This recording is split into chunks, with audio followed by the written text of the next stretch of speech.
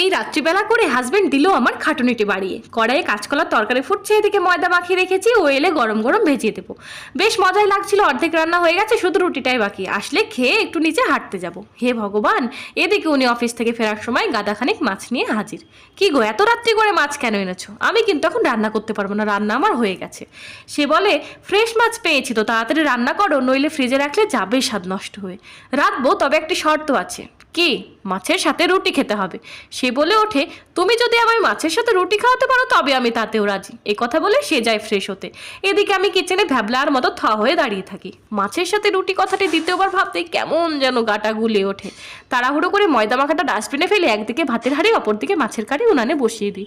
রান্না শেষ করে ভাত বাড়তেই উনি বলেন, কি ভাত কেন, রুটি কোথায়? গরমে আর মাথা গরম করো না তো। কথাটি মুখ থেকে সম্পূর্ণ না বেরোতেই সদ্য ফ্রিজ থেকে বের করে রাখা ঠান্ডা জলটা ছেলে দিল আমার মাথায় ঢেলে।